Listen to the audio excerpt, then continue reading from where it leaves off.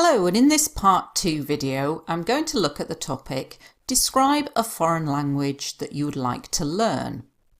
You should say what it is, where it is spoken, how you plan to learn it, and explain why you want to learn this language.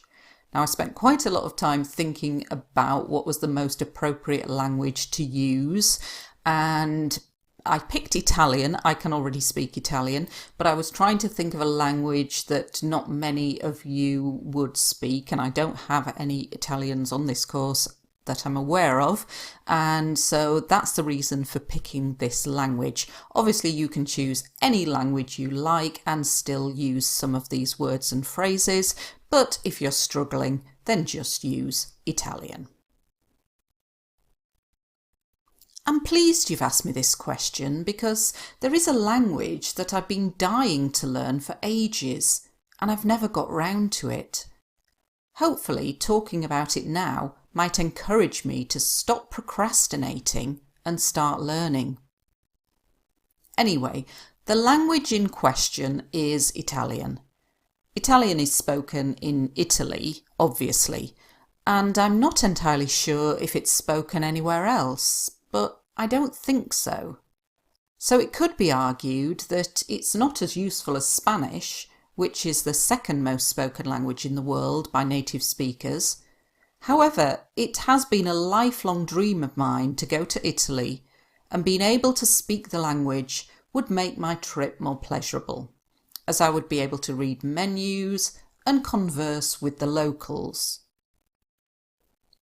I guess there are a number of ways I could learn it, such as an online course or buy a book, but my preferred method would be to go to the country and live there for around a year in order to become fluent. Sadly, that is just a pipe dream and it's never going to happen, so I'll have to make do with an online course for starters. As I touched upon earlier, I want to learn it to make a visit there more enjoyable. But a further reason is I am fascinated by Italian food and love watching cookery shows set in Italy, and this has stimulated my desire to learn this language. It is such a beautiful sounding language as well, and very different from my mother tongue. To be perfectly honest, I've been bone idle, and I need to stop messing about, purchase a course and get started. There's quite a lot of good vocabulary in here. I might not be able to go through every single thing, but I'll try and look as much as possible. I've been dying to learn. If you've been dying to do something, it means you really, really want to do it. I've been dying to learn how to play the guitar. I've been dying to go to America, and it means you're really desperate. You really want to do it. So a great phrase that you could use in lots of part twos, because if it's about a job that you would like to do, a place that you would like to visit, a film that you would like to see, any topic you could use. I've been dying to do this for ages, and for ages means for a long time. Quite informal, but great for IELTS speaking. I've never got round to it. This means you've never started it, you've never done it. To get round to something means to start it or to do it. So I've been dying to learn Italian for ages, and I've never got round to it. So I've wanted to do it for a long time, but I've never done it. Procrastinating. The verb is to procrastinate. The noun is procrastination. And this means to not do something, to put it off until another time. So I'll do it tomorrow. I'll do it next week. I do this all the time with cleaning, because I hate cleaning. I'll do it later. And then I run out of time and don't do it. So to procrastinate means to leave something until later. I'm sure if you're a student, you procrastinate with your homework. So I need to stop procrastinating and start learning. It means stop putting it off for later. To put something off means to delay it. Anyway, the language in question, it means the language, it's just the language is, but by using it in question, I'm really focusing in on what it is. It's like I'm answering now the question, the language in question. You could use this for other topics. If you're talking about a book, the book in question is Harry Potter. A film, the film in question is Crazy Rich Asians. So useful little phrase to pop in. In this topic, you can use passive. Italian is spoken, Korean is spoken, Chinese is spoken, whatever. Make sure you get the passive in there for your grammatical range.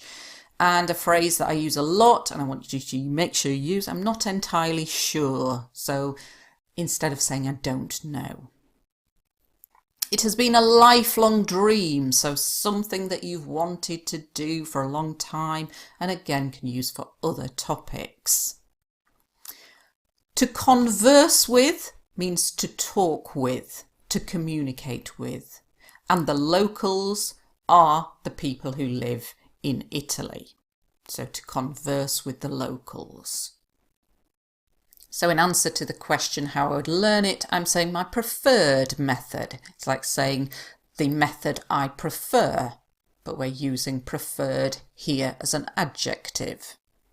And as you're talking about languages, a very important word, fluent, to be able to speak it perfectly. Now, I nearly didn't put this phrase in because it's quite a complex one, but if you are very advanced and you can remember it, a good one for talking about things that you would like to do in the future, but you probably won't do. A pipe dream is a kind of unrealistic dream that will never happen. So I would love to become an opera singer, but it's a pipe dream. It's never going to happen. And I'll have to make do with, I'll just have to accept that all I can do is an online course for starters. And that's like saying, first of all, so the thing I'm going to start with for starters. And again, this is quite informal and could be used in general Task 1 letters if it was an informal letter, but not for Task 2 academic. As I touched upon earlier, this is about like saying, as I mentioned, but I haven't said it that clearly or that obviously, but I've touched upon it. This means I've made some reference to it. So a bit like saying as previously mentioned, but a bit softer than that, as I touched upon earlier, but very complex language. It has stimulated my desire. So I want to learn this language. It's stimulated. It's sparked an interest is another way of saying this. And as we're talking about languages, very important to put in your mother tongue. That's the language you speak, the language you learnt as a baby. Bone idle. This means very, very lazy. Idle means lazy, and we use it with this word in front of it, bone idle. I've no idea why. So I just wanted to put some complex language in there. If you say, my brother is bone idle, it's like saying he's really, really lazy. I need to stop messing about. Messing about is what children do in schools and they get told off by the teacher, but also if you're messing about, you're not taking it seriously, you're not focusing on it and just doing it. And I've been procrastinating and I've not learnt it, so I'm now saying to myself I need to stop messing about. Some quite complex words in this video. Don't try and learn and remember them all, but hopefully if you pick up one or two of them, particularly ones that will help you in other topics. Thanks for watching.